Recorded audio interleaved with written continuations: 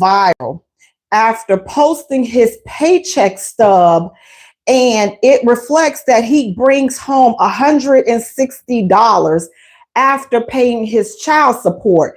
Now, what do you all think about that? $160. This man has worked 80 hours only to bring home $160 after paying his child support. Is that fair? Do we need to look into the law? Like, does something need to be done about this? Like, again, that's a grown man, and after child support is paid, he brings home $160. Now, I will say this: after looking at that child support, after looking at the check stub, it definitely reflects that this man right here now, although $160 after child support, that's nothing for nobody can really live off that. You can't just in this day cannot live off $160. However, that's not for just one child. There are four different orders on his check stub. So I'm just like, you have to think like, sir, like, didn't it dawn on you? Didn't, having that one child support payment come out, and that was a big chunk. That was like $500. Was that not enough? Did that not say, you know what? Maybe I need to move better in my life. Maybe I have to make some different decisions because 500 coming out. But no, he didn't stop there. He went on back and got him some more, got him another one, got baby number 2. She came on, ran that child support. You thought that he would stop there? Oh no, baby. He kept going. Go get child number 3. Run what she do, run the child support. Got another one coming out. Well, you think he stopped there? Oh no. You think baby number 3, child support order number 3 would have said ding, ding, ding. Let's move differently. Let's do some different things. Oh no, he was not deterred. It took 4 babies, 4 child support checks, 4 child support payments being taken out of his check for him to have a problem with that. Now you bring home $160 after paying your child support. Am I saying that that's fair? Is that right? No, I'm not. Because again, I can't imagine having to working that hard just to pay child support, and at the end of the pay period, you only have $160. But on the flip side, sir, you're making all of these kids and you can't support them. So once you got to the first kid and you saw that, okay, this chick ain't playing, they going and they running this child support, but yet you kept going. You kept on going and having a good time. And now they all put you on child support. So now you have 4 different women, 4 different child support orders, and now you bring home $160 after your child support payment is done. Should there be something done about that? Like, emotionally, I want to say yes, because it's not fair. What is this man supposed to do now after having all of this child support taken out? But then on the flip side, I'm just like, okay, well, sir, you have 4 kids in 4 different households. How does that work? My only solution for him or suggestion would be you maybe need to go to court and get joint custody of all of your kids. That's the only way that you're going to be able to rock that child support, because if your kids are all constantly staying with the mom on a full-time basis and you don't split joint custody, I don't see that child support situation changing for you anytime soon, unless you go and get a higher paying job and then maybe even get a second job or a side hustle. But as long as you got 4 different women, 4 different child support orders coming out, or I don't know, maybe go get back with one. I don't know. Even with that, maybe get back with 1 or 2 of the baby mamas and get them off of child support. Maybe they get you off of child support, or maybe have a conversation with them, maybe work out something. Now, ladies, this is where it takes you being a grown woman and you being a mom first, opposed to being mad and listening to what this man is trying to say. Because at the end of the day, 4 of you all had kids by this man. So it ain't no sense in you trying to torture him and make, just make it so unbearable for him to live and be able to take care of himself and his household, as well as taking care of his kids. So maybe all of you all need to sit down and have a conversation, and you work out something that will be reasonable so that you can take care of your kids. But then at the same time, you will be able to get more of your money. But if everybody is unreasonable, I don't see how this is going to work. I really don't. Because listen, if you're just tuning in, we're talking about a man that has gone viral after posting his check stub. He gets $160 after paying his child support, and the internet is split. We are divided. Is that fair? Are we saying, good, that's his problem, that's the way it's supposed to be, he shouldn't have made all those kids?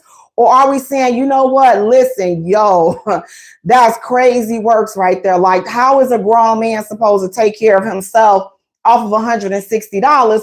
Or are you like other people that saying, you know what, listen, those his kids, his problem. He should have thought about that before making all those kids. Again, I totally understand that, but I'm not the type of person, how do you cry over spilled milk? The deed is done. The kids are here.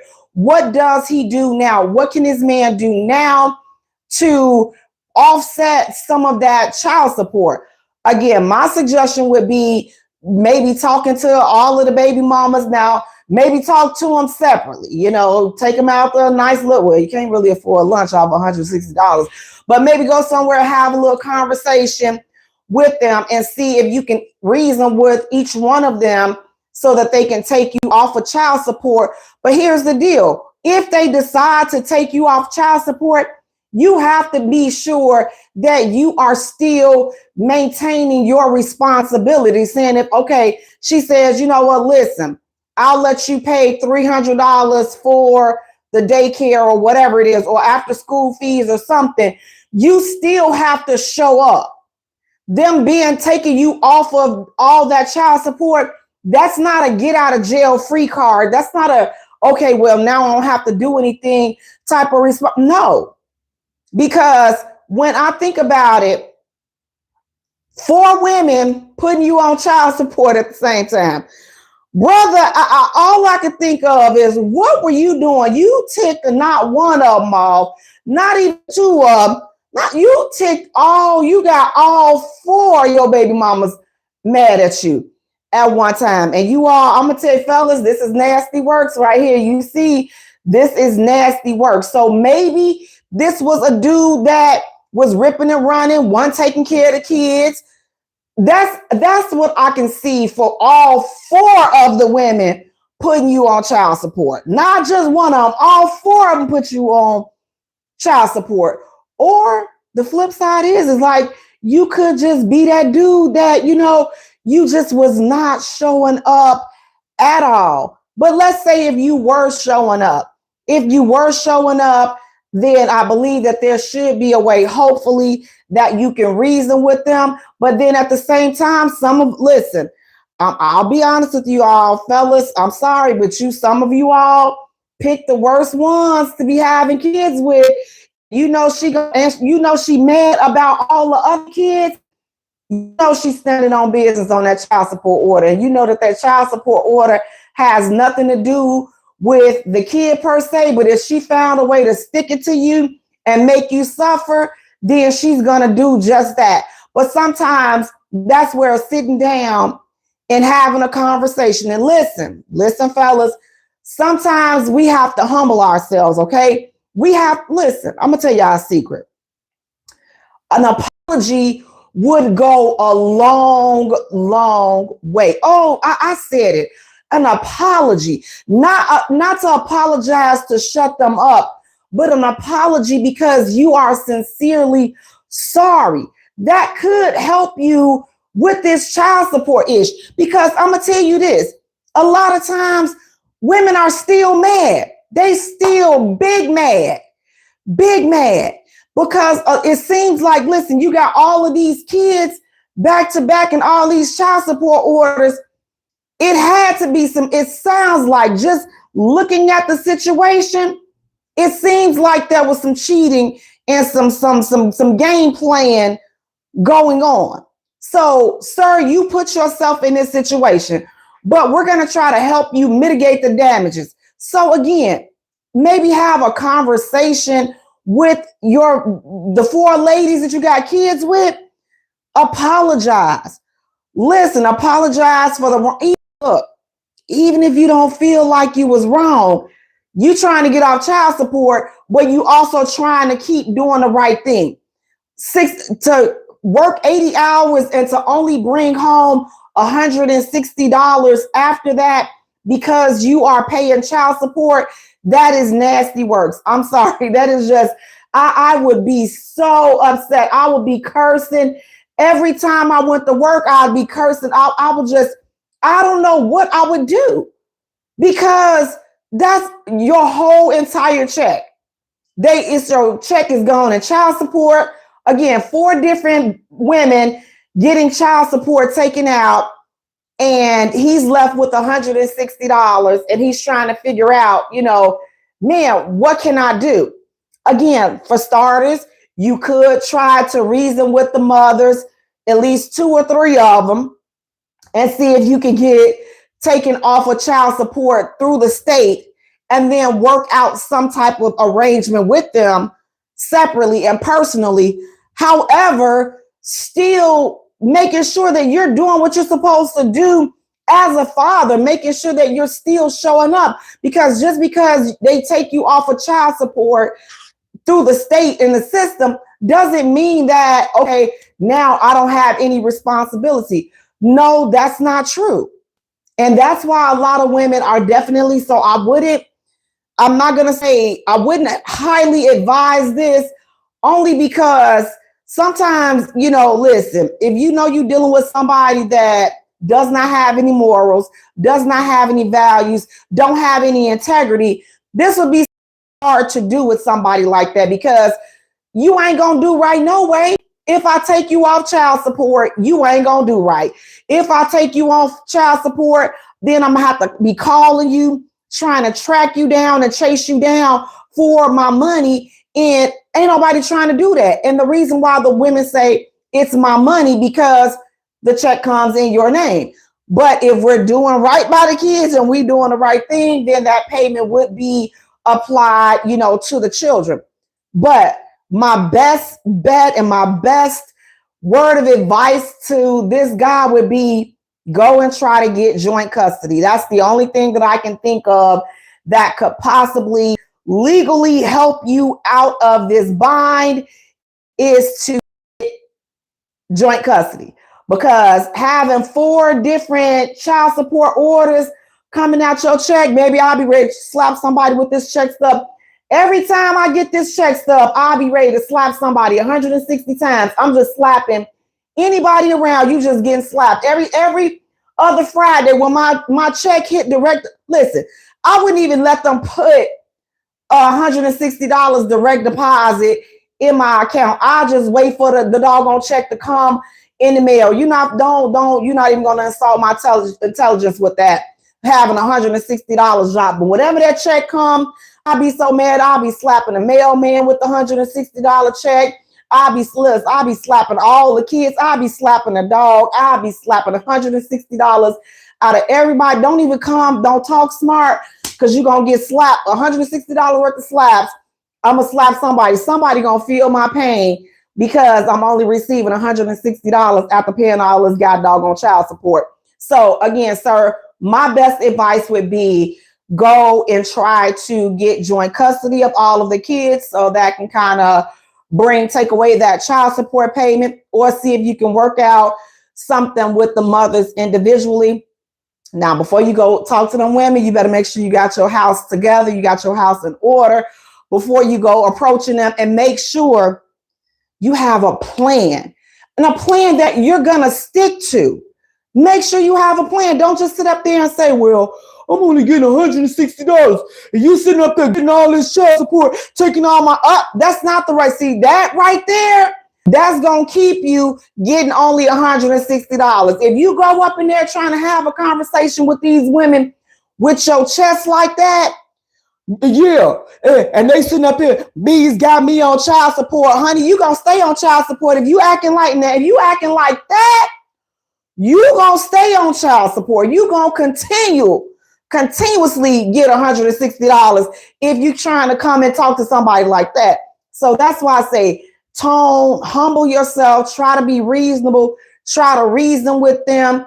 And the third thing is just to take it back to court and try to get it modified, because you cannot live off of $160. So those are my three options and my three words of advice for this man and anybody that may be in a similar situation, you all, because this child support, let's be real, this child support ain't no doggone joke. This child support ain't nothing to play with. Being caught up in the system is nothing to play with.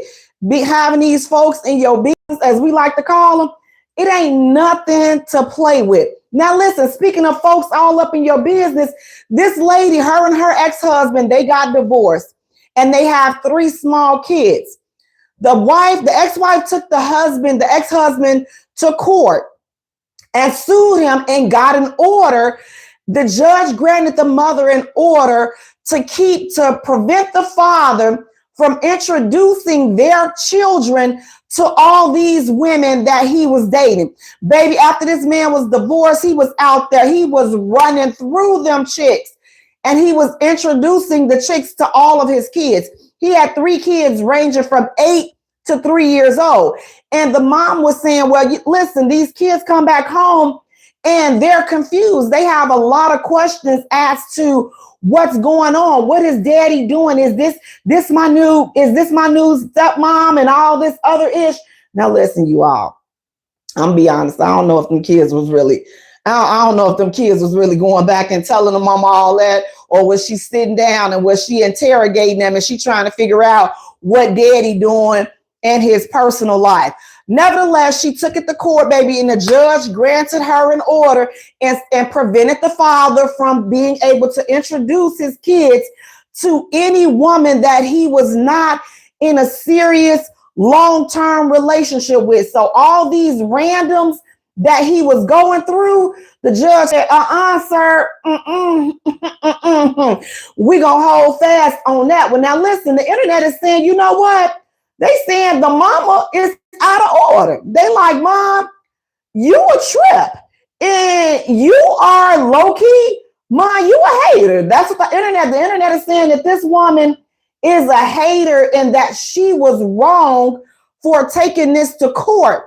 What do you all think about that? Was the ex-wife wrong for taking her ex-husband to court and having the judge grant an order and say, you know what? This grown man that's living in his grown house, doing his grown business, that he is unable to introduce his kids to any woman that is not serious. So they had a specified length of time that this man had to be seeing the woman. And if it was a short time frame, he could not introduce these women to his kids. Now, in theory, I understand what she's saying. However, I don't, and I'm not on board with it to the degree of taking it to court. It would be a conversation that I would have with him. But if he doesn't do anything about it, I'm not really sure if if this is something that I would be spending my time trying to take it to court, because how are you trying to, have control over somebody else, a grown man? How are you trying to have some control over a grown person's life? Now, because here's the flip side. If he took you to court to do the same thing, would you be feeling some type of way? Because it's like, if it's good enough for you to dish it out, you got to be able to take it. So, I don't, if she felt like it was for the best interest of the kids. But again, you all, the way I'm seeing this situation play out in my mind, when these kids come back, they probably telling them telling her, mommy, daddy got a new friend, and they all excited, and the mama still, a little bit warm about everything that took place in the divorce and all of this other stuff. So mama's still a little warm. So mama gonna sit up there and be pressing the kids, because listen, we got some mothers out there that be pressing these kids, trying to figure out what you do over your daddy house. What you do? What y'all do up y'all did? He better not be introducing y'all and bringing y'all around all these different women. Valid point. I'm gonna say the only valid point. All these people should not be having access to your kids. But if the father is not leaving your kids unattended with these women, then I don't see what the problem is. Because for me, I'm gonna let them know each time that they come tell me, they come and tell me, not me sitting down and having them on an interrogation booth and you ask a 3-year-old, where you get that lollipop from? My daddy friend. My dad. What's your daddy friend name? I don't know. But she give me all of this stuff. Now you mad. Now you asking a 3-year-old. You asking her all these different questions. Then you're gonna look at the 8-year-old. Then I tell you where the picture's at. I told you I gave you that cell phone so you could take a picture of any of these chicks that your daddy be around. Where that picture at? I didn't take it. Mom, don't be putting them kids in those type of positions. Leave them doggone kids alone. Let them kids go visit their daddy, okay? If he out there and he got a friendly schlong, leave him alone. You ain't married no more. As long as he is not hurting your kids and putting those kids in harm's way, leave him alone. This is his season for the streets. He can be for the streets, okay? That's going to be his kids going to look at him and they going to form their own opinions on how they daddy is. They don't trust me. They don't need you to paint nothing for them. These jokers are smart. They see everything. And stop taking away their ability to finesse, because each of these chicks that come around, if they worth some, they're going to be trying to impress him. So they're going to be trying to do for your kids. Leave these folks alone. Let them go buy your kids some stuff. Let them buy them some stuff, get their hair done, do whatever. Look, honey, if that's 3-4 kids, that's stuff that you ain't got to worry about doing. Let them chicks do it. Why you worried about what this man is over here doing? Only time you should be concerned is if one of your kids come back with a bruise or something that they ain't did themselves. Somebody done put their hands on them. Somebody done said something to them crazy. Outside of that, just because the simple fact that he want to show his kids that he for the streets, that's on him. He's entitled to show his kids that he for the streets. Don't sit up here and act like these kids are just that sensitive and that they're that delicate. This is a situation that, ma'am, you probably should have just stayed out of this one. I'm going to be honest with you. If none of that was happening, if nothing detrimental was happening to your kids, you probably should have stayed out of that one. That one did not warrant you going to the court. Guys, if you're just tuning in, we're talking about a woman that was recently divorced. Her and her ex-husband, they divorced. They had 3 kids together. She took him to court to get a court order to prevent her ex-husband from introducing their 3 children to new women that he dates, because she said that he was introducing them to so many women that the kids were coming home asking her, and they were having concerns about all the women. Again, I can't see an 8-year-old, a 5-year-old, or a 3-year-old having any concerns about how many women their father is bringing, unless the mother is pressing them. The only thing that I would have been pressing for is how she treats you. Is she nice to you? Is she nice to y'all? Did she say anything? Did she, that's the only thing that I would be pressing about. But outside of that, it's not your business. It's not my business. My only business is to make sure that my kids are returned home in the condition that they were sent to you. Ladies, come on close, because a lot of times we have this we want to dictate how the fathers raise the kids. I knew this stung. I know this may sting a little bit, but some of us want to dictate how these men father their kids. You cannot. Mind your business. Mind the business that pays you. Let this man raise his kids how he wants to. At this point, you all have to get together and have a conversation on what we are doing. If you got kids, you've divorced, you all need to be able to sit down and work out a game plan on what we are going to do. What are the do's and the don'ts so that we can raise some well-rounded young people? Because a lot of these kids get caught up in our grown folk-ish, and then we look in some type of way and feeling some type of way when they get grown and they get out on their own and they crashing out. And I don't know where they get that from. I don't know what you do. They get it from you, crazy. What you mean? They done watched you crash out and spaz out on the daddy for 10 years, and then they become teenagers and they start dating, and then they mimicking your craziness. But now you don't recognize it because now you over that season of craziness. Now you just, you mellow and you just want to live right, and you and your soft girl era. Now after all, you done been a hellraiser for 15 years. Now you're tired. Now you older. Now you don't remember all of that craziness, but your kids is acting just like they saw you act. They acting just like they saw. And now you wondering why they acting like you. Yep, you the reason why your kids are spazzing out like that. So we have to be mindful in all situations because these little people are watching you. We have to put our best foot forward. And a lot of times, again, it's not easy. And I'm never going to say it's easy, especially when there has been some cheating involved in these. That's the reason why these relationships split.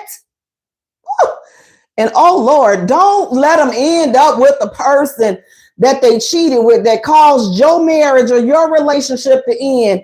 Oh Lord, and then your ex end up over there with the person that they was cheating with. Oh my Lord, we're going to have to put this whole situation on a prayer line because that right there is tension within itself, bar none, and that is going to cause things to be extremely messy and extremely ugly because for a long period of time, a lot of people, a lot of parents dwell in that hurt. We dwell in that cheating situation, and everything that we do regarding being a parent is based upon how we feel about the person that cheated on us, about the parent that broke our heart. A lot of times that's what drives us, and we can't allow that. We cannot continue to allow that. We have to we have to go through our own little heartbreak, but you have to say to yourself, you know what? I'm not going to let my personal feelings for this person dictate what's best for our kids. Because here's a little secret that a lot of people that we may not, we don't really say this too much, but I'm going to say it. Just because they were a bad mate or spouse doesn't mean they're going to be a bad parent. We gotta understand that mate and spouse versus parent, those are two separate roles. They were a butthole and a douchebag to you, but they love their babies. Stop trying to stand in the way of that. We cannot stand in the way of these folks loving on their kids and raising their kids how they see fit. Ladies, you are not the boss of these men. You are not the boss of these fathers because you are the custodial parent. Okay? I'm going to have to say that one more time. Ladies, you are not the boss because you are the custodial parent. Okay? You can't dictate to this man how to raise his kids. What you all must do is come together and have a conversation so that you can be on one accord. And I know it's hard. Listen, I've seen people that have bickered their children's whole lives. And them folks crazy today. You wonder why they act like they act. Listen, do not put these kids in position where you're trying to make them choose a side between their parents. Do not do that. Why are you hurting innocent little people because you got a problem with who you cocked your thighs to? Don't, that's your problem. Grown folk problems is grown folks problems and issues. That should never trickle down to your kids. That should never trickle down because they did you a hole. Okay, he might be, but he a good father to them, and he's the apple of their eye. Stop trying to dim that light for them. If the mama is a trick, okay, stop trying. Do not say that in front of your kids. Stop letting that stuff trickle down. Stop having these explosive, toxic, and we talking about that later on tonight. Stop having these toxic blow-ups in front of your kids. You're only damaging your kids. You're only hurting your kids. So if you're wondering why your kids are acting up in school, please look at yourself. You are the reason your kids are acting up in school. Your kid is 6 years old, still wetting the bed. You are the reason. You are the god doggone reason, because you focusing on who he got over there instead of focusing on what you all split up and break up has done to your kids. A lot of times, parents totally underestimate the effect of breaking up on their kids. This is whether you dating something. Listen, oh my Lord, listen. We tend to forget about that sometimes. How many times have you as a mom, as you as a dad, took the time to talk to your kids about the effects of your divorce or your breakup? Say, for instance, you living with a dude and y'all been living together for 5 years. These kids have grown to love that man. You all break up and you're mourning it and you're mourning the breakup, but have you sat down to talk to your kids to figure out how that breakup has affected your kids? Because guess what? Newsflash, it's affected your kids as well. This man been in their life for every day for 5 years. Now he gone. You're not the only one that's hurt. Your kids hurt too. Your kids is hurting. Talk to them.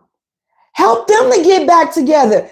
Help them so you all can get back together emotionally, mentally, all these things. If you know that you're hurting, take the time out to think about how that could be affecting your kids as well. Because a lot of times we as parents are clueless to how the way we move is affecting our kids. See, we worried about you sniffing up here around this grown man trying to figure out who he got over here and trying to keep tabs on how many women he can date and how many. Have you talked to them 3 kids and try to figure out how they feeling about mommy and daddy not being together? Are you trying to figure that out? Are you trying to figure out how the divorce is affecting them? Because divorces affect kids and nobody talks to them until they get grown, and now they're crashing out and they're out of control and they don't want to get married because they see how toxic and how you all crashed out and nobody took the time to explain to them what was happening and why it was happening. So now you got a bunch of crash out young people that's just crashing out because they watched you crash out and nobody ever explained this to them. And I'm not saying you have to go in details, but you do have to explain in my opinion. You have to explain that absence of that person that was there for 5 years, 2 years, 3 years. Now they don't see them anymore. You have to explain that. You can't just sit up there and act like, oh, well, he don't exist. He ain't their daddy, but he was there for 5 years and he played that role. That's a huge absence. That's a huge, this man was there with your kids since they was 3 years old, 2 years old, one. Now they 8, 7, and 6, and you don't think that requires a conversation. And what planet are you on? How come it don't? They feel that was daddy to them. That was daddy to them. At that young, tender age, we have to start looking at and focusing on what is best for the kids. Again, just because they may not be the best spouse or the best mate, they may have cheated on you, lied to you, all kinds of stuff. You feel like they disrespected you. All those are valid feelings. But at the end of the day, if none of that spills over and none of that behavior spills over to the way that they parent, you have to be quiet. And you gotta suck that up. You gotta chop that up, and you're gonna have to deal with that in therapy, because you cannot keep these fathers from fathering their children the way they want just because you mad. Oh, listen, ladies, y'all know I'm telling the truth. A lot of us sit there and nitpick everything he does. I told him I ain't want her hair braided like that. Listen. Okay, when you get her back at home, you do her hair how you want her hair to be done. If you don't want her hair being touched by him, then you braid it up and fix it up before you send her over there. But don't send out these girls over there and then you get mad. Who did her hair? His girlfriend did. Why? His jump off did. Why? Why are you worried about who did her hair? As long as it's nothing inappropriate, then leave it alone. And I said inappropriate, not, because it's something that you wouldn't, I wouldn't have did her hair like that. Good, you didn't do it. He did. Suck it up. Don't come in. Let me wash that out, because listen, baby, some of y'all know some of us can be real spicy. We can be real action. Kids come home, they all excited about what they daddy bought them and what daddy girlfriend did for them. And you see them happy, baby, that they done got some happiness and some joy over there with somebody else. You come taking her hair down, making her cry, because, for what? For what? Because you mad. Do you understand how you damaging them kids doing that? You are psychologically damaging your kid. Your kid was happy. And what? Because you didn't like the style, because you didn't like it, because another woman did it, and you told him, you better not have no B touching my baby hair. B, shut up and let this man raise his kids. Leave this man alone. If another woman braided your kid hair, so what? So doggone what? What does it matter to you? As long as they did not hurt or harm your child, what is the big deal? Now, the only thing that I would say is, listen, sometimes, with this weave and all this and that, the older that they get, again, it's some things, and this is where you have to understand, these kids are crafty. You may say, no, I think 12 is too young for weave. And she go over there and she ain't told her daddy nothing about you saying no for her getting some weave. So he let the little girlfriend put the weave in her hair, and they all happy and they having a little bonding moment.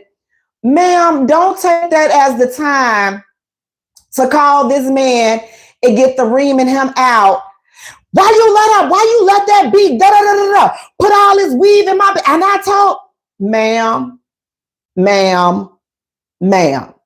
stifle yourself. Don't call that man, vex to that man's spirit with all that foolishness. See, that's why he ain't over there now, because you don't know how to talk and you don't know how to act. If you know that you told your daughter no to the weave, you know who you should be reaming out like that? Her. Now, I would call the father and I would have a conversation. I'd be like, listen, I told her I didn't want her to have any weave in her hair. Depending on how the style was, I'm like, okay, since old girl did her hair, I'm gonna let this slide. But I'm gonna dig in her behind because she know what I told her. But just going forward, if she gonna do her hair, I don't have a problem with her doing her hair. I just don't want her to have any weave in her hair because I feel like she's too young for that. That's a conversation that mama and daddy can have. But if you get, and I promise you, he has a better chance of being receptive to that tone and that conversation versus the, why you let that bee put all that weave in my baby? I told her and I told you and da-da-da, all this, baby. I will hang up on you. I'd be like, oh, Satan, not today. Not today, click. Satan will not be vexing my spirit on this line today. Will not. So we got to learn how to talk to each other. We got to talk to each other with respect. Again, just because the relationship between you all did not work out does not mean that these men are not going to be great fathers. Let these men father how they see fit. Just because you don't like it, don't matter. You ain't gotta like it. As long as your kids are okay, nobody is hurting them. Nobody is harming them. If none of that, nobody is abusing them or neglecting them or mistreating them. Be quiet. Be quiet. Let him do him, because I can promise you, you're not going to want nobody calling you co-parent and listen and micro-parenting over your shoulders. So ladies, if you don't want the fellas to micro-parent you, stop micro-parenting them. Again, a lot of times we as the custodial parent, we think we the boss. We do. We be thinking we the boss because, you know, custodial versus like oh, mama the boss. Well, mama say, Mom, come on, be fair. Let's be fair. Let's be fair. The only reason why that you want to be the boss is because the relationship did not work out. That, like, let's be for real. That's a lot of reasons why the moms want to be the boss. But if you have a father that is active and actively being a part of his child or children's lives, he's not just an event dad, or he shows up a special occasion dad. You got this man, if it's report card pickup, he there. Doctor's appointments there, school shots, whatever. He's there. He's showing up. Leave that man alone. Leave him alone. Even the weekend dads, leave them alone. Leave them alone. If your kid is fine with it, then you listen, be quiet, stay out of it. Let these folks raise their kids the way that they want to raise them. Again, if you don't like a certain thing, guess what? You chose them. I feel like he ain't no good. He not no good role model. Well, ma'am, you chose him. You knew that. He with all these different women. Well, you was one of the women. Don't complain now since it ain't working out in your favor. Since in the rotation, now you want to be mad. How you now you mad because he got all these chicks. Every time I turn around, he stop turning around then. Stop turning around. If you stop turning around and mind your own business, then you're going to be okay. Stop turning around and then you won't have to be in this man's business. Let these men raise these kids in the way they want to raise their kids. Now, listen, speaking of raising in the way they want to do some Smith, listen, you all, what do you all think about this? Do side chicks that turn into the main chick, are they ever concerned about their position, their old position being vacant? Like, yeah, you was the side chick for some years. Now you have finally got that coveted spot. Oh, the heavens are rejoicing, baby. Yo, tricking and slide. You listen, you done tricked off, slid off, and you was the best main side chick. So now you the main chick. Oh, yes. Oh, yes.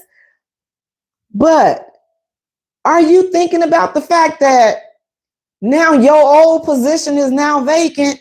Do they think about that? You all do side, because here's the thing. I really strongly believe 1 in 5 side chicks, I'll say 4 out of 5 side chicks want to be the main chick. Oh, they do. Oh, they do. They can lie all they want. No, they don't. Out of 5 side chicks, 4 of them want to be the main chick. They desire to be the main chick. Now, it's just one out of the 5 that's floating around. She ain't trying to listen. She just trying to get what she can get. But the other 4, they want that coveted spot. They want the main chick spot. So now you have vexed this woman. So you finally, number one, you finally got her spot because this guy done lied to you and told you, oh, she ain't doing what she's supposed to be doing at home, and she all she do is nag you. All she do is nag me. She just nags. She's just a nagger. And you ain't putting 2 and 2 together to say, well, she nagging because you always outside with me. That's what she nagging about. But see, all the while you the side chick, you on board with him. Yeah, that's why he leaving her, because she always somewhere nagging him. He gonna come over here where it's peaceful at. Of course, it's peaceful over there with you, wench. Of course, because he don't have no responsibilities that are not being taken care of over there with you. All he do is come over there and slam, hand you some schlong, don't toss you over, bend you over a little bit. If he got some money, he'll slide you a couple of dollars, and then he gone back home to vex this woman that he married to, or the woman that he's living with. Now he done went back home to vex her. Now she got to argue with him about where he been because he's trifling and he been over there with you. But you want to think that, oh, it's the wife, or it's the main chick, or it's his live-in girlfriend, whoever it is. You want to think that it's her. Please, she don't know how to treat no man. If she was doing what she was supposed to be doing, he wouldn't be over here with me. Oh, wench, but when them shoes is on the other foot, oh, now you have the coveted position. You forget he cheated with you. What makes you think you so different? See, we got to understand this. See, what goes around comes around. The same way you got them will be the same way you lose them. I don't understand being a side chick. I wouldn't want to be the main chick because I know what you're capable of. I've seen you do it. I'm a product of you doing that. So I know how crafty you can be. I know how much of a liar that you are. I know that. And guess what? He knows how much of a liar you are. He knows how much of a hooker you are. He knows how cheap you are. So now when you all get together and he start calling you a hoe and all out your name, now you want to get mad. Wait a minute now. How you gonna get mad when he calling you, but he was a recipient of your services? What do you mean? He calling me out my name. Well, now let's go back. You was bragging because you thought you was doing something good. Yeah, I'm gonna show that B how to hold on to a man, because clearly she don't know what to do. Okay, ladies, would you got these women out here that's wanting and trying to compete for your place? First of all, your place is not solidified. And a lot of times it don't have nothing to do with you. If your place and your position in a man's life is ever up for grabs, it's because he put it up for grabs. That's the only way to solidify your seat, is if he wants you there. That's it. Why waste your time arguing with a chick when it's your dude that's going out? Your dude posted a sign up and said, there's a vacancy in my life. Your dude did that, not the woman. Now, it would be nice, women that know these men are married or that they're in relationships or long-term relationships, whatever title people decide to put on it. Would it be nice if there was some type of sister code and say, you know what, man, I'm not even going to be like that. I'm not going to sit up there and do that to no other woman. I'm not going to sit up here and be the cause of another woman's pain. Would that be nice if women did that? Of course it'd be nice. But we don't live on Candyland. We don't live in Candyland. These hookers out here are treacherous, baby. They are treacherous. And the dudes that's right there slithering behind them, just as treacherous as these raggedy chicks are. So do the side chicks that become main chicks. Are you concerned about now what he did to his wife or his girl is going to be done to you? Please don't.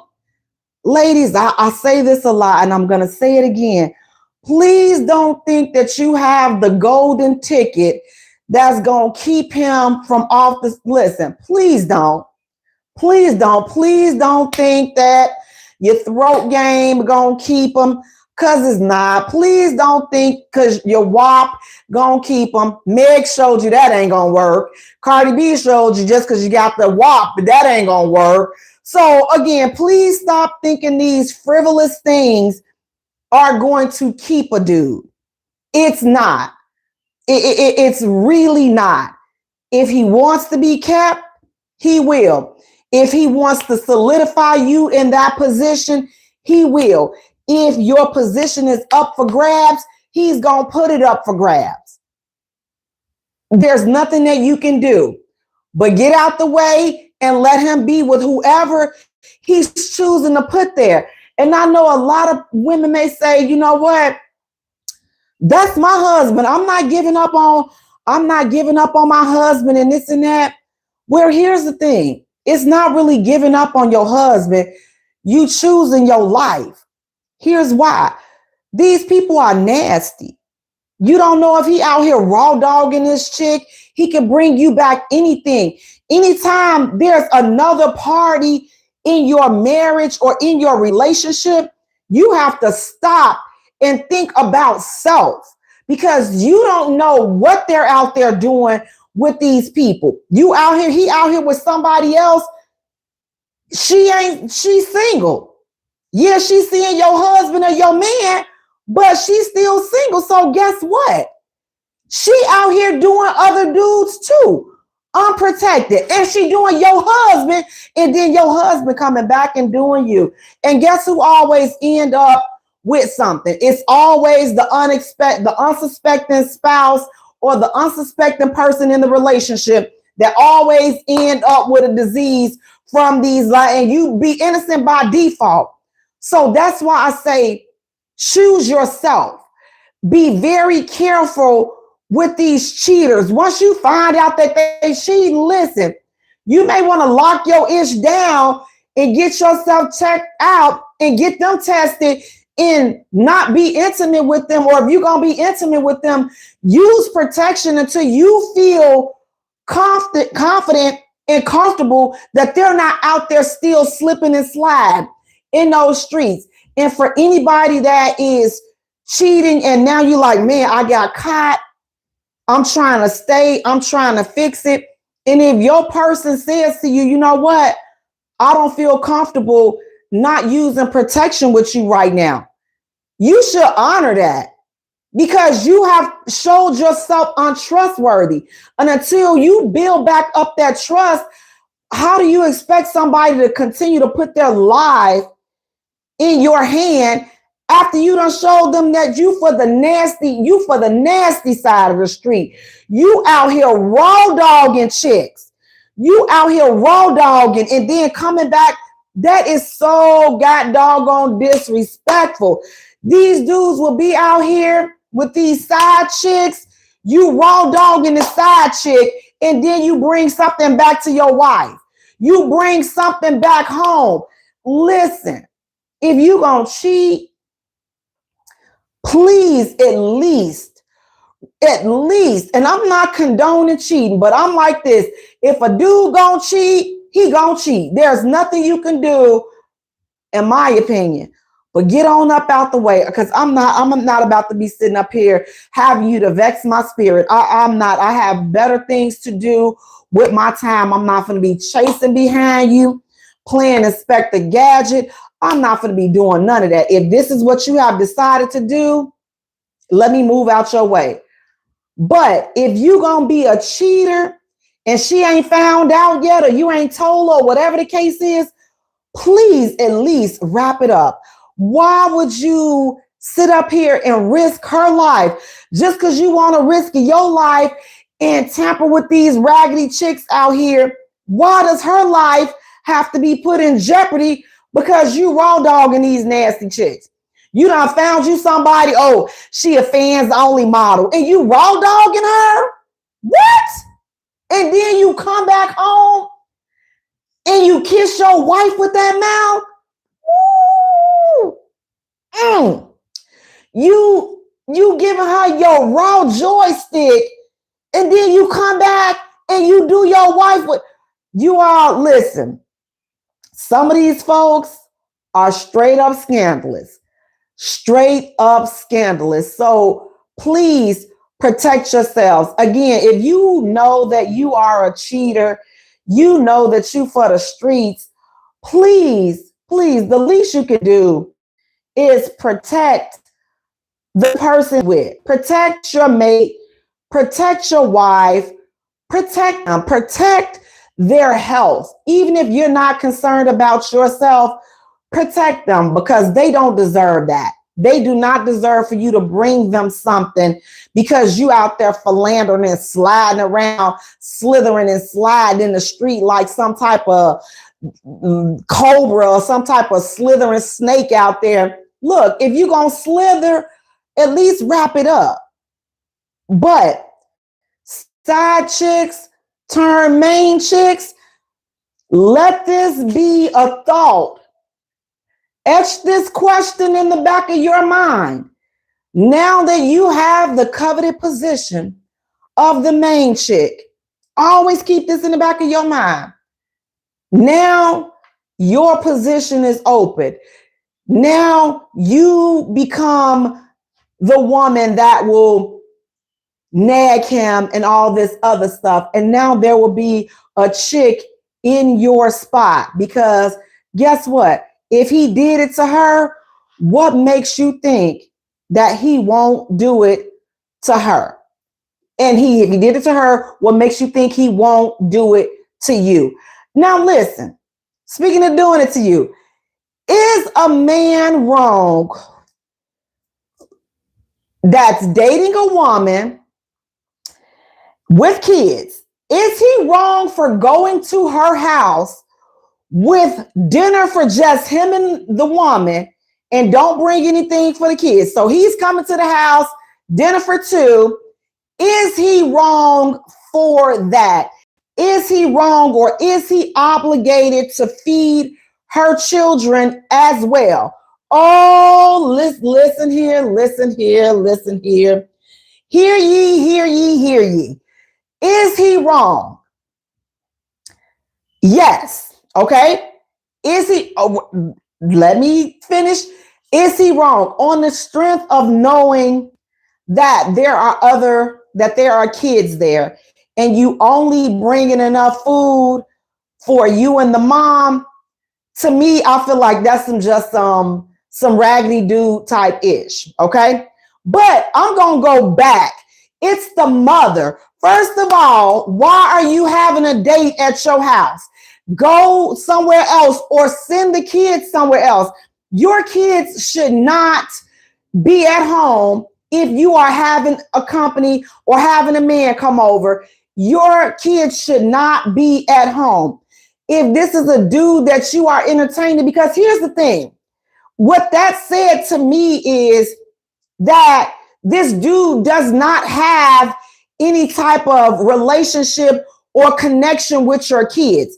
He don't even probably don't know them. I'm gonna give him the benefit of the doubt. He may not know them. Cool, but still, even by not knowing the kids, most people with a good heart, this has nothing to do with obligation. Because if he's obligated, he's not obligated. He's not. But we're going to talk about grown man showing up versus a boy showing up. See, it's a difference. And I know you all don't want to hear it, but it is. If you know she got kids, you going to the house to date her and have dinner and all this and that. Are you obligated? No, those are not your god doggone kids. But what grown man is going to feel comfortable with walking in a woman's house, her kids are there, and he ain't got nothing for the kids? Nothing. A grown man not. If he is, he going to say, listen, you can come over to my house, so me and you can spend some time. I don't want to be around your kids. That's a grown man going to tell you that. But somebody that's just coming to hit it, he going to come with food for two.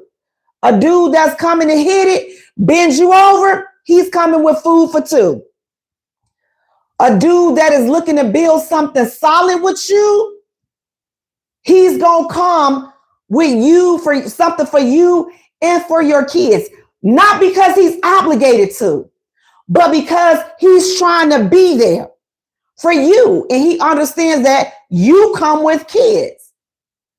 But if he's not, and I'm not saying that a man that does not want to date a woman with kids is not a man or he's not a stand-up dude. Not saying that at all. Because a man that does not want a woman with kids is not going to be in this situation. He found out you got kids, you're no longer somebody he's interested in, which is fine. Guess what? Because you have kids and he doesn't want to deal with a woman that has kids. Perfect.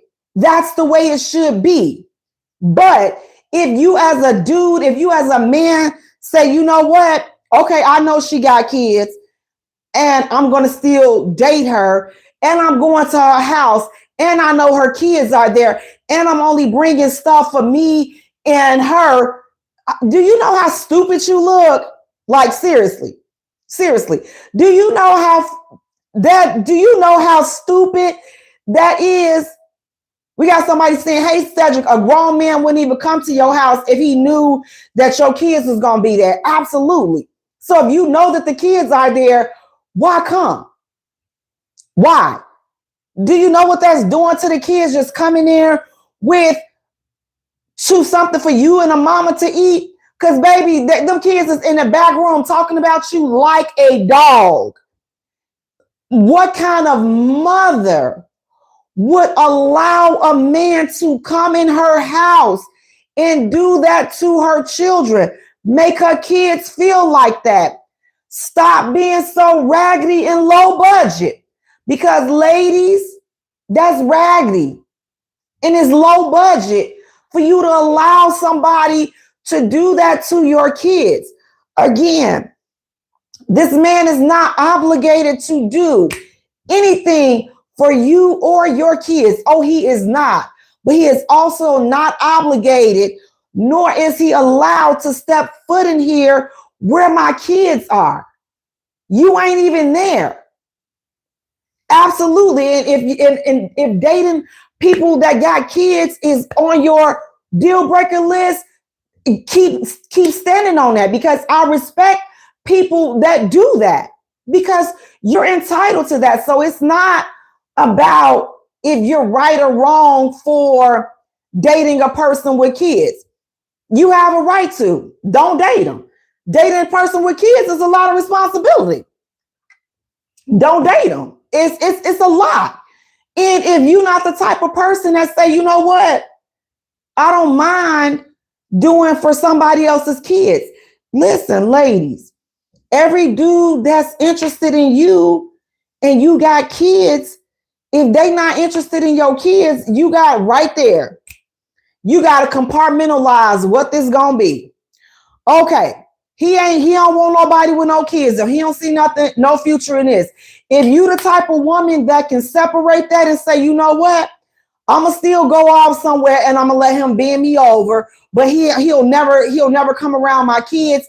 And I know not to get attached to this man, because there's no future in this man, because he's already told you that he don't deal with women with kids.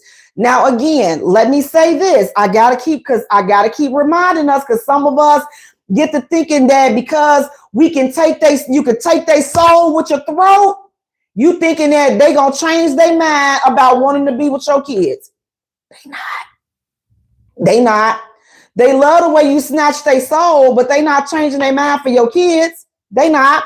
They love that you got a WAP, but they not changing their mind about your kids. So they will continue to be there for the benefits. They will continue to let you snatch their soul. They want you to snatch their soul, baby. They want you to do all that, but they not changing their mind about your kids. You can suck their soul, snatch it all you want to. You can get bent over. You can put the WAP in their face, whatever it is, and they still not going to want your kids around. Sorry to tell you. Listen, you can drop it. You can have meg knees. You can do all of that, and they still not going to want your got doggone kids around. So if a man is telling you he don't want your kids, or he don't want to deal with somebody with kids, respect that. But respect yourself enough to never let a man in your house and your kids are there. Especially a man that shows up with only dinner for you and him. Oh. To me, that is the epic turn off, epic fail. And here's why. Is he obligated? Again, hands down, no, he is not obligated. But come on, bro. You knew them kids was going to be there. You didn't even come with goodies. I can see if he came with goodies. I mean, something, try to improvise, but just showing up at my house with just stuff for me and you, I would be like, oh, you know what? Thank you, but we're gonna have to thank you. We're gonna have to reschedule this though, because my kids are here and I can. Well, I brought some for us. I'm gonna give you your food back. I'm gonna send you and your food for two, your meal for two. I'm gonna send y'all back on y'all way. Cause see, I got a family over here. I have responsibility. It's not your responsibility, and I understand that. But what you not gonna do is come over here and show me how basic you are. You not gonna be able to do that. Show me how basic you are, and then still think that I'm gonna be all hot and bothered for you. You done came up in here with a dinner for two, and I got a little kid right here. I got two little kids right here, and now they sitting here. First of all, let me jump back. Let me piggyback to the mother. Mama, do not be trifling like that. You got this man coming over here and you got your two precious plants around somebody that don't even think enough to bring something for them, not because he obligated, but because he knew he was coming to your house and he knew that your kids was here. That. But you knew, more importantly, that your kids are home That means you should not have a date. You should not have a man coming to your house. If the babysitter canceled or the daddy said they not watching the kids, then guess what? You got to cancel your date because you can't be bringing people to your house where your kids are. You got to establish some ish with this dude first before bringing him around your kids. It's like everybody, but please, I need to have me some fun too. I'm grown too. I got to be on wine. I got a life too. Well, ma'am, you cocked your thighs open. So that's one of the concessions that's one of the sacrifices of being a mom, that you may not always get free time. You may not always get a chance to go outside and play because you played enough unprotectedly and now you have responsibility. And if whoever was supposed to keep the kids back out, that's one of the sacrifices that you chose to make when you became a mom. Oh, I didn't sign up for all this. Yes, you did. Yes, you did. It's right there in the book of I cocked my thighs and now I got some kids. It's right there in it. Turn the page and you're going to see where it say, mother, what time the start time once they born? When is the end time? There ain't no end time. When I get off of work, there is no off work time. You always on duty. Always on duty. Being a mom, you never off. I don't care if them people are grown. You are never off because they call you and something is wrong. You on duty. Mama is gonna show up. This is the same thing. So is this man wrong for showing up at her house with dinner for two? Yeah, he is. Because especially if you knew that her kids were there. But is he obligated to do for you and your kids? Absolutely not. He's not obligated. So he's not wrong because he was obligated to bring her kids some food. He was wrong because he showed up to a woman's house that does have kids. Her kids were there and he didn't bring anything to her house for her kids. Or he could have just said, you know what?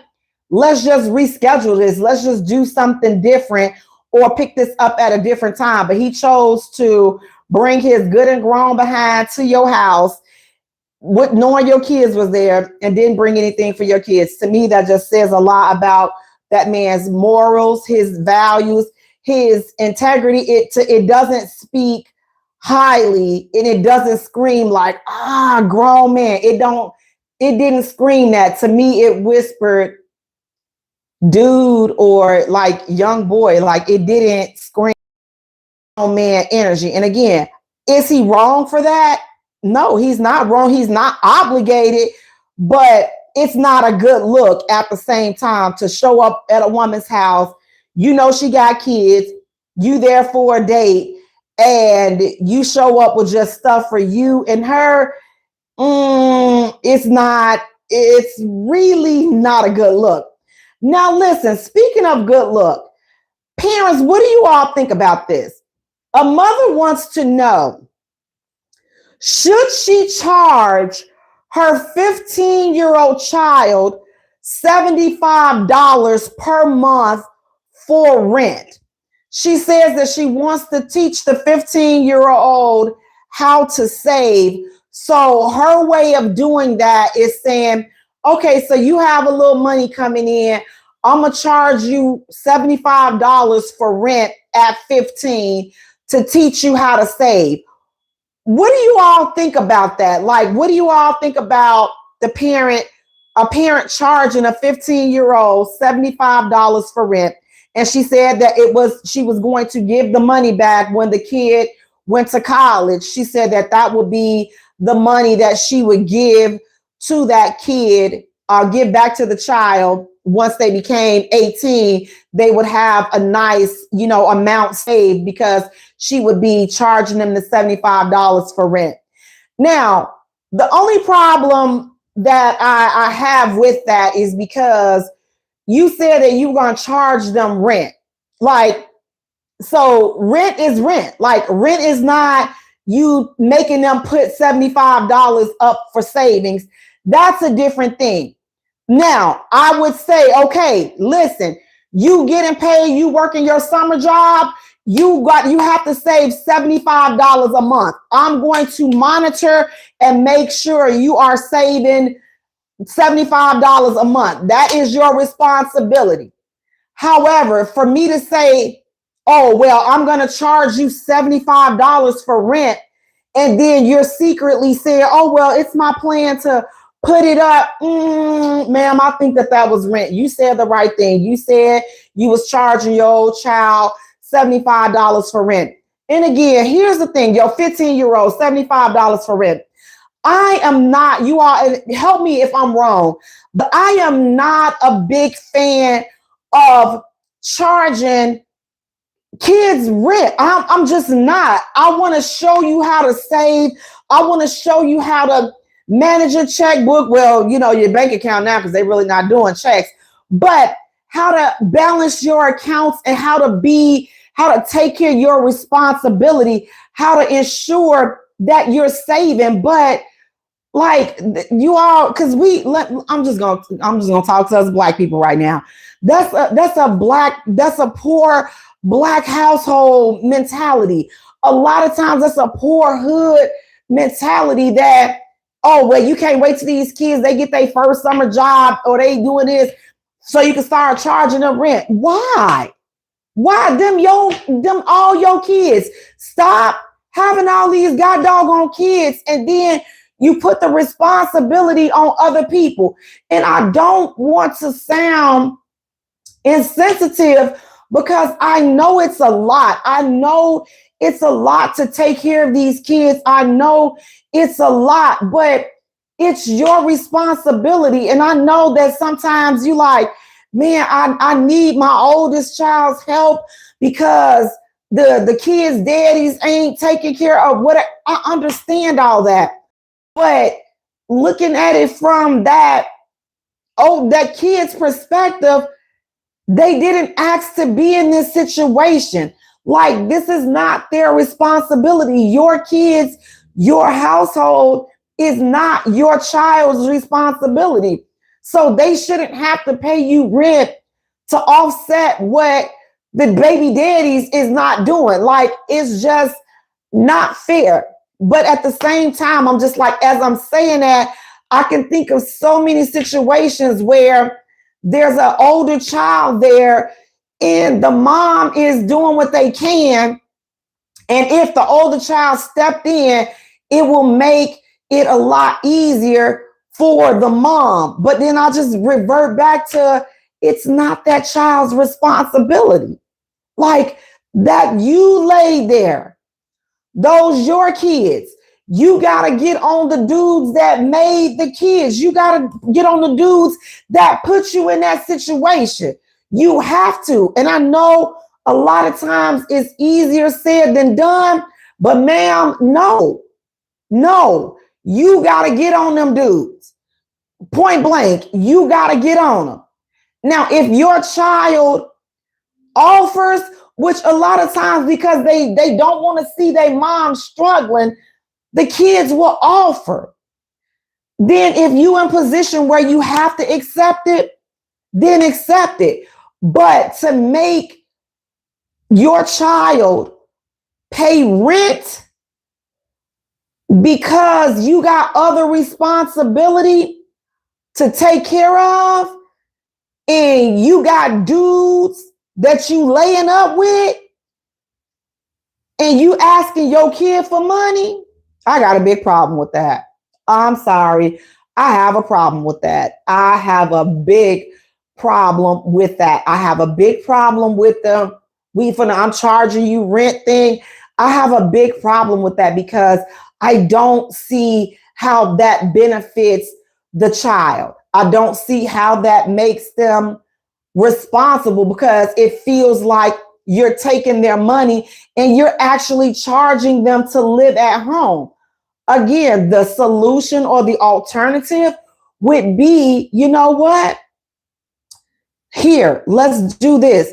Now that you're 15 and you have a job, I want you to save $75 per month. I want you to save $75 per month. This is not rent. This is your savings. So you must save $75 per month. And I want to see it in your account. So every month I'm going to monitor your account because you're 15. So chances are it's some type of joint custodial account. So you will be able to see exactly what your child is doing. But for you to say that you finna take the $75 and say you charging them, and I'm putting in air quotes, I'm charging them rent, but I'm really saving it for them. Nah, bruh, you taking that money and you gonna use that for rent, and that ain't cool.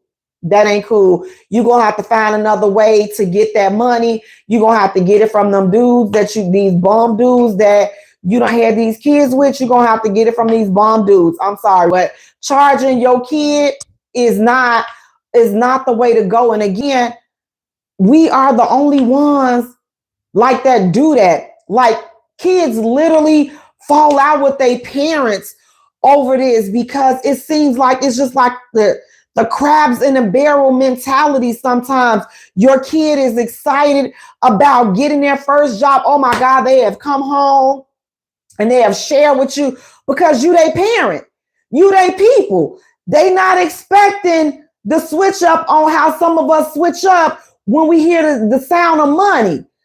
They excited. They telling you how much they making. Oh, I'm making this and I'm making that and I get paid this and this and this. And then you go with them. Okay, well, since now you making you some money now, so now you can start. Wait. They got their first paycheck and you already got your hands out. Like, we gotta stop that ish. That is so what we're gonna be talking about tonight. That's so toxic. That is toxic as a parent. You sitting up there, you just tallying up that child's money. Okay, well, you give me half of your check. Give me half of your first check because I got to do this and I can put this towards the light bill. Your light bill should already be taken care of. Your gas bill should already be taken care of. Your bill should be taken care of. That money that your kid is working with and working for, that's their money. But guide them. Teach them how to be responsible. Teach them how to manage their money. Don't let them go off and be spending because some of them listen. Oh, I made this money, baby. You still a minor. So come on, let's wheel this back in and let's structure how you gonna do this. Because you can help them structure it and ensure they're saving and ensure they're doing the right thing.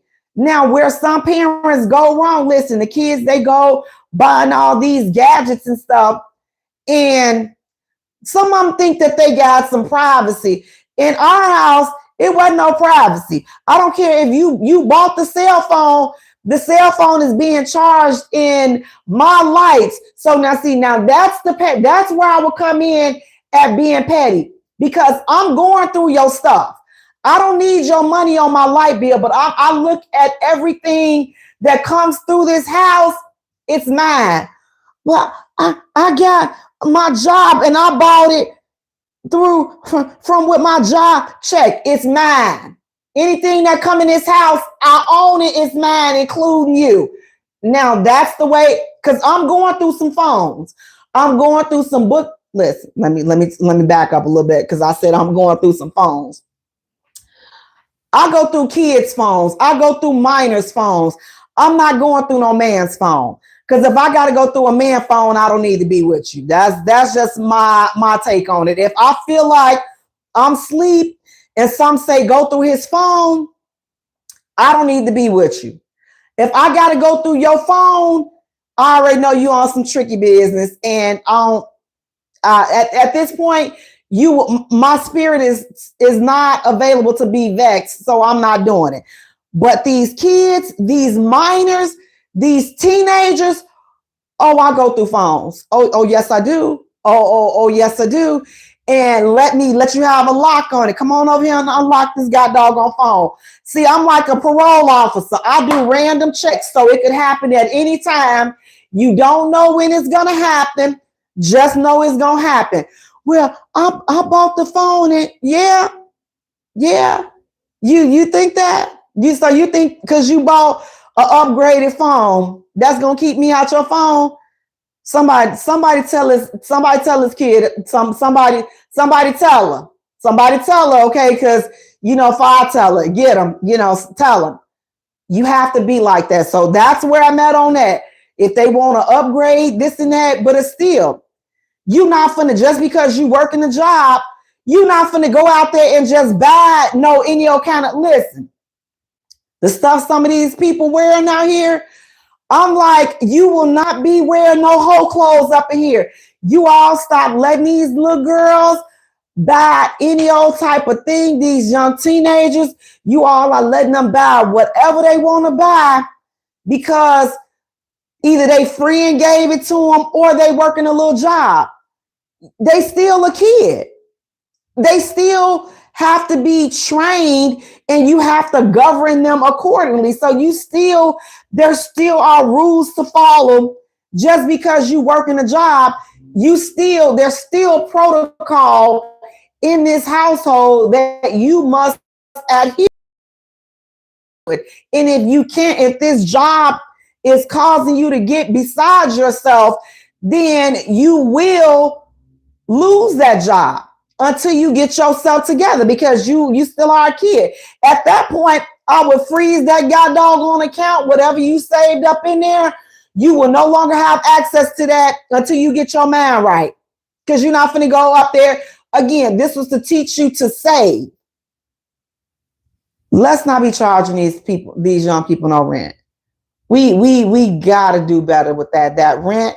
So, ma'am, if rent is the option, I would say, please, let's not do that. Let's not charge our kids rent.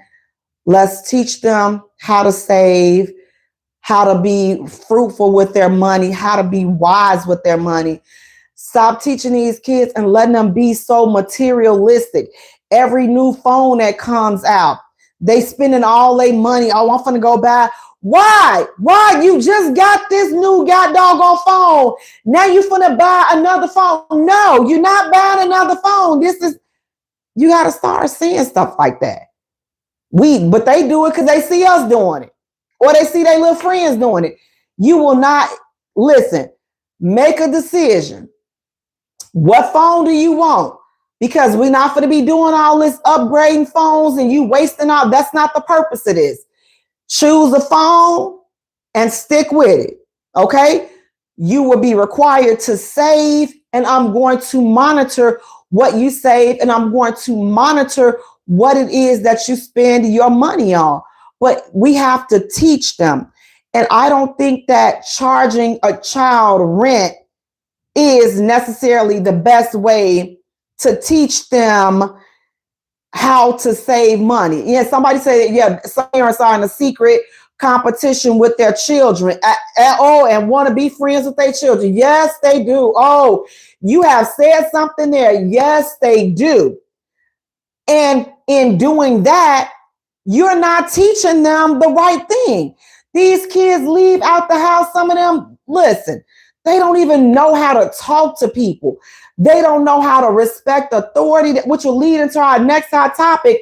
The young lady, she's about 15 or 16, and she has a job. And she went to work. She showed up at work with her work uniform shirt on, but she had it tied to the back and her stomach was out. So she had it like a crop top. And the manager stopped her and she's like, you can't work like this. You have to fix your shirt. And the girl went back and forth with the manager, telling her that I can wear my shirt like this. What's wrong with me wearing my shirt like this? And I'm just like, okay. So Whose disrespectful child is this that's talking back like that to an adult? Like it's so crazy, you all. These kids, a lot of these kids out here, the way that they talk to adults is disgusting. They have no respect for themselves, let alone authority or adults. You mean to tell me, little girl, you going back and forth with the manager? The manager tells you you cannot have your shirt like that. I don't see what's wrong with it. What's wrong with the shirt being like this? What's wrong? I mean, it's the who said I can't wear it like that? Little girl, did you not hear this adult tell you you couldn't have your shirt like this? That should have been the end of the discussion. But you all allow a lot of these young people to feel like they an adult, like they on an adult's level. And a lot of us are not used to that, because I still, as much as they do it, I'm still not okay with the way that these, some of these young people talk and behave. And I'm just like, I just gone from it, because I'm like, clearly your parents are not teaching you, because you go back and forth. And then some parents are teaching their kids. It's just, I don't know, it's something in the air, you all, something in the water, something in the food that got these kids out here just plumb, just on a whole different level. But as much as possible, you all, please talk to your kids. Make sure that you have a relationship with your kids. Make sure that your kids are able to open up to you and have a conversation, because you all, listen, these young kids are under a lot of pressure, especially in these schools, you all, grammar school and middle school and all this other stuff. You all, it is not the way it used to be back then. Back yesterday, these schools, the kids are just different. I'm just like, are these demons in little kids' bodies? I don't know. But you all, talk to your kids about self-harming. Talk to your kids about peer pressure and bullying, because a lot of these kids are going through a lot of things that they are afraid to tell their parents about.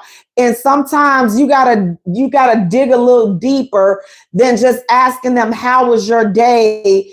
And they're saying, okay, sometimes you gotta watch and go a little deeper. And listen, stop letting them go everywhere.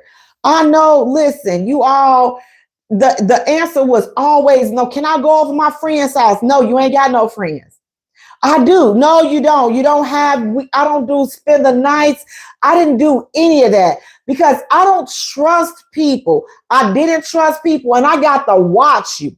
I'm not cool with a whole bunch of people, all these little kids around, because stuff just happens. You all watch these kids, your kids with these phones and all this and that.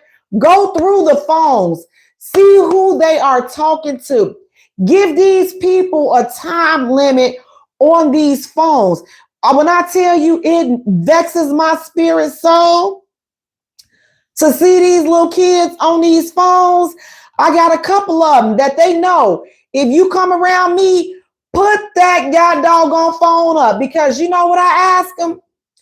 I say, are you waiting on some important documents to come out? No. You got a job interview, you waiting on somebody, a job to call you or something? No. You waiting on a college or somebody, you got an important phone call that you're expecting? No. Well, what you on this god doggone phone for all this time? Put that phone up. It just, listen, anybody under 18, it vexes my spirit when they on the phone. I'm not gonna lie to you, whether they my kid or not. I'm just trying to figure out, who are they talking to? Like, your phone, you got a whole lot going on. You like 10 years old and your phone is jumping off the hook. Who you talking to? What you got going on that you got to keep checking your god doggone phone? You making me nervous. Now I'm just like, I'm upset. You know why? Because your phone is doing all this ringing and you ain't paying that damn bill. That means your kids got some stuff going on. Figure out what they got going on. Listen, you all, they plot with these other little kids and they plan all kinds of little devilish little stuff.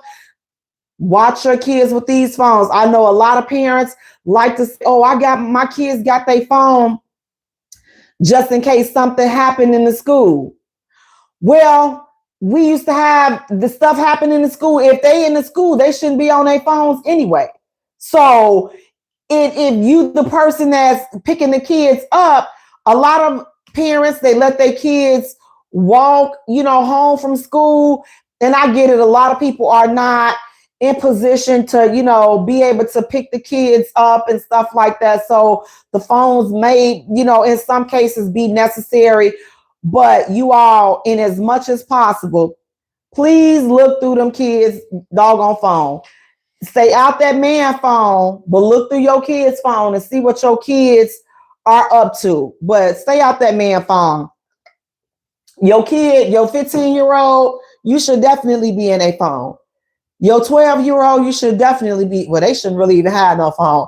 Now, look, them little kids, they really don't need no phone. But if you have kids that have phones, minors, check their phone and stay out that man phone because that is toxic. Now, listen, tonight we're talking about why we stay in toxic relationships. Now, a toxic relationship is a relationship that sucks the life, the energy, the joy, the happiness out of you. Yet we tend to stay. Why do we stay in relationships when we know that we're not happy? Why do we stay in relationships when we know it's not good for us anymore? And a lot of times, listen, sometimes these relationships could be in the form of friendships. Why do we stay around and continue to entertain toxic friends, toxic family members? Why do we continue to entertain that?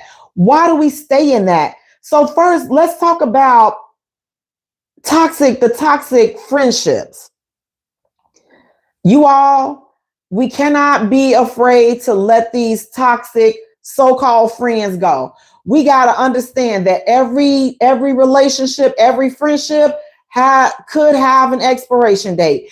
If these folks are showing you that they are not really down for you, stop trying to hold on to them.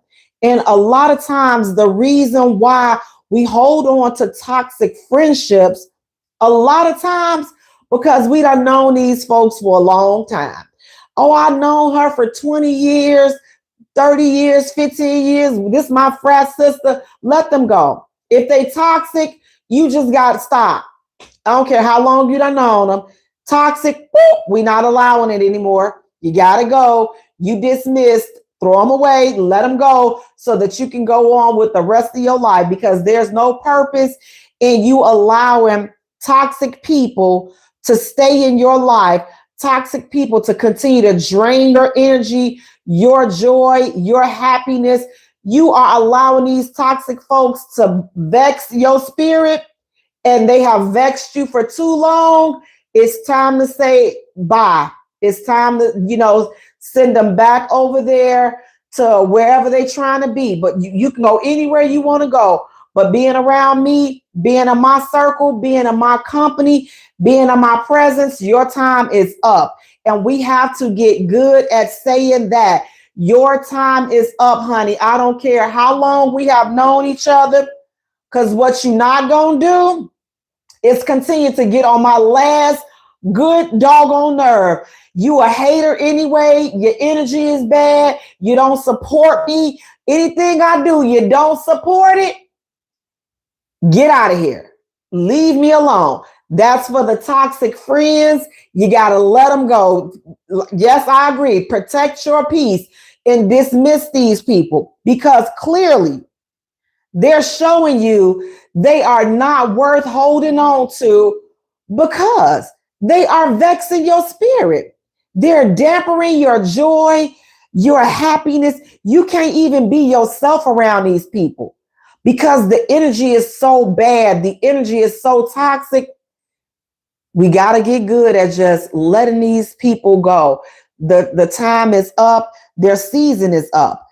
What causes these relationships to become toxic? With friendships, again, sometimes it's jealousy. And then sometimes it's just the season is over.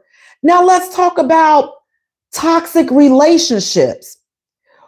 What are some signs that your relationship is toxic? According to an online source, here are some signs that your relationship might be toxic. This is your romantic relationship. First of all, you all don't appreciate each other. You start to take each other for granted. Now, you guys, listen, real quick. I have wrote an ebook on the top 10 red flags, and a lot of this toxic ish is covered in that ebook. So the link is in the comments and in the description. So check it out if you want to get more information on the red flags that lead to this toxic behavior. But you guys take each other for granted. You think that he ain't going nowhere. He think you ain't going nowhere. It's a whole big old mess. And boom, there you go. Y'all start taking each other for granted. It gets physical. Being physical is a huge, huge sign that your relationship is toxic. If things get physical, listen, I'm not telling anybody to stay in no toxic ish. No hitting. Hitting is a deal breaker. Hitting is a no-no. Now, I will say this. I understand that every relationship, a lot of people just cannot just up and leave. If somebody hit them, I would love to say you should leave. If somebody is hitting you, if you're in position to do so, if you're in position to safely do so, then yes. But let me just get a little bit deeper into that, and I'm not justifying, but I'm going to say this. When we're talking about hitting, okay, he slaps you and you guys start fighting, or he's just always hitting you. Anything you say, you just set him off. Your presence just seems to set him off, and he's just always hitting you. You just can't, you just being in his way.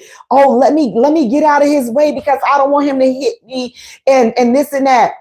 That's the sign. That's a sign of a toxic, abusive relationship. Now, let me explain mutual combat, provoking hitting. Again, I'm not condoning either one, but I'm going to kind of explain, and they're both toxic, but I think that there's a difference, and we got to be honest about this. We got to listen. This is real talk. If you don't like it, look, one thing I'm going to do, because I've seen too much of this ish, and all of this, I don't think that every situation is a you got to leave situation because you done hit. Now watch this. You up in this man's face.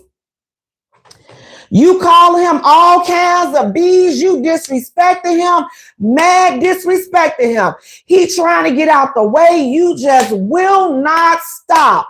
You will not. You just go, and baby, y'all know I love us, but y'all know we can slaughter somebody with our mouth. Ladies, we know we can end a man with our mouth. We know this. And so you keep going at him. You coming at him like you a dude on the street. He trying to get away. You won't let him get away. He haul off and slap you. Should he have slapped you? If he could have called his sister to come slap you, then yeah, she should have came and slapped you. But since you was right there and you was, I don't consider that, and maybe I'm wrong, so you guys got to help me. Am I wrong? You just done provoked this whole god doggone situation. This man trying to leave, you won't let him leave. You done poured all this stuff on his clothes. You fussing and cussing, and he trying, you grabbing at his shirt, and you just acting, just showing your behalf. And he slap you. Oh, so you want to hit me? Now, did he really hit you, or were you provoking that situation? Did you put yourself, what the man was trying to leave? You pulling on him, you pushing on him. Ma'am, you not in a domestic violence situation. You are an instigator. You starting some ish. If the man want to go, let the man go. But you provoke that, so now he slapped you. Now he wrong. Should he have slapped you? I wouldn't advise any dudes, my brothers or my son or anybody, to hit no chick, because I would want for us to be able to take care of them. But listen, you all, I'm going to be honest. Look, some of these chicks are crazy. Ladies, I love us. Okay? But look, I have seen some of us show out on these dudes.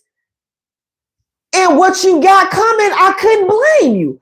I literally seen a dude trying to get out the way. The girl was going off, cussing him out, hitting him. She went so far as she got on the car, and he trying to get away. So now he can't leave because she on the hood of the car. Wouldn't let the man leave. She just going crazy. She go into the hood because she had a car. She went, got in her car real quick. He was trying to leave. She popped her trunk. She got a hammer, started hitting his car. He hauled on. What? She flew to the ground. Now, was that domestic violence?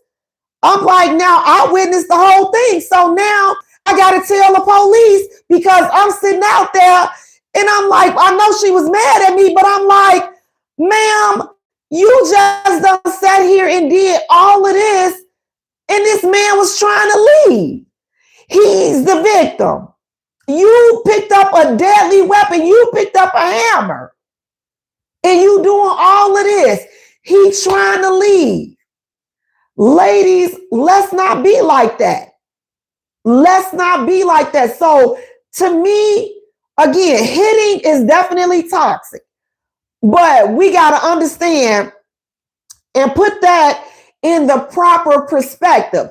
That to me is not considered abuse. He was defending himself. Should he have gotten there? Should he have allowed himself to get to that point? No, but think about it. What if it were you? We can't sit back and say, oh, still, you should never hit a woman. Listen, some of these women need to stay like women in all situations, and you will not be out here getting hit. I'm going to say that. I'm going to say it again. Some women need to remember that they are women before they are going up against these men and challenging these men. Get out the doggone way. Okay, so that was my disclaimer for that. But domestic violence and that becoming physically abusive is definitely not going to work. And that's definitely toxic. The relationship is one-sided. That's toxic. You in a relationship, they still seeing other people. They keeping their options open, but you still in a relationship. Toxic as heck. The next one, this is a big one. Everything is a competition or there's jealousy in the relationship. Ooh, now you all, that's a low key, that's a powerful one right there because we don't address that one enough. That one goes unaddressed a lot. There's competition or we jealous. One of the partners are jealous of the other one. He don't want you to win. She don't want you to win. Anything you doing, they down at anything that you doing. Or they trying to one up you in everything that they do. So instead of you all working together and accepting, listen, we are a unit. We are a family. There's low-key competition. You got to be careful with those. You got to be careful with sleeping with the enemy. Because that ish right there, that can be real dangerous because you pillow talking with them and you're pouring out your heart and everything that you're trying to do, and they low key, your mate or your spouse hating on you, or they in competition with you. They don't want you to win. They trying to sabotage your stuff behind the scenes, or everything that you do. Oh, yo, look this, yo, look that. Be mindful of those type of things, that type of behavior, and especially that phrase right there, your little business, your little side hustle, anything with that, your little, be mindful of that because it be, in my opinion, that's low-key hate laced in every time somebody's called whatever you doing, lil, just put a pin in that. Put that in the thinky thing. Just, let that marinate. They victim blame. They never take accountability for their actions. They never take accountability. Everything is everybody else's fault. They can't do no wrong. They don't see the wrong in nothing that they've done ever. Zero accountability.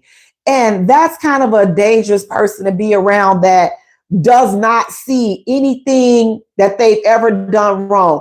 And that's one of the things I like to talk about in the beginning. Like when I get to know people, I always like to ask like what happened in their previous relationship, because I want to see if you have any accountability. Like, yeah, you could have been, the person that something bad happened to, like they cheated on you or whatever.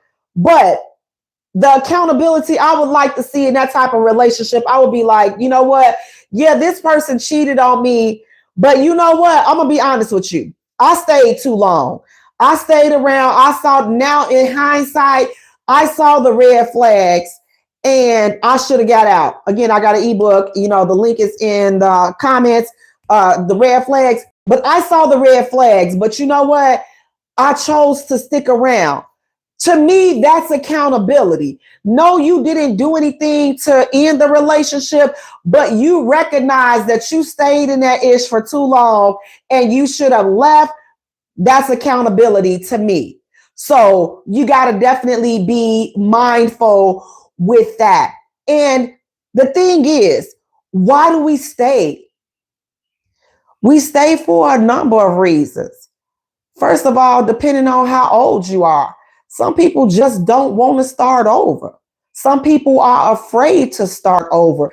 They like, man, yeah, I'm 50 years old, I'm 60 years old, I'm 40 years old, I'm 30 years old. I don't want to start over. Like, I want to have kids. I want to be married. I want to do this. And I know he's not perfect, but I don't want to start over. I see what's out there. I know she's not perfect.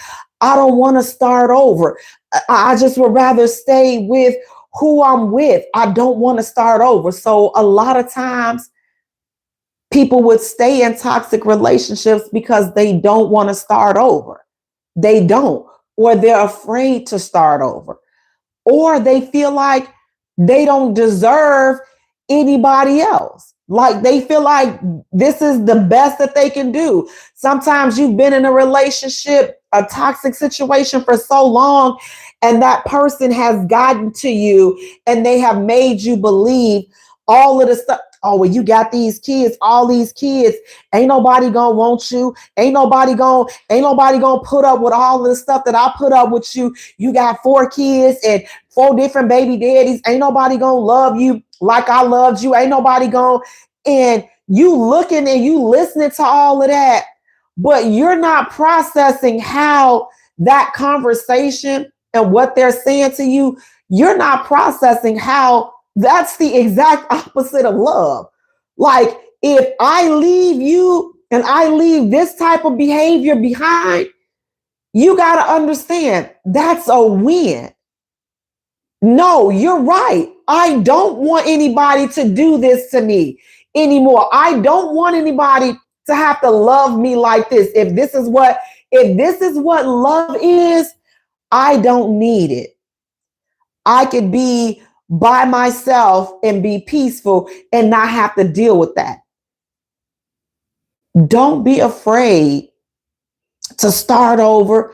Sometimes we stay because we want to save face before family and friends. I'm going to tell you, listen, I was in a situation, do not let, because you don't want to tell somebody a relationship is over, or you think that your family and friends will judge you. Baby, it's better to be judged by people that's going through stuff themselves than to be stuck in a situation where you wish and you woulda, shoulda, coulda left that problem alone.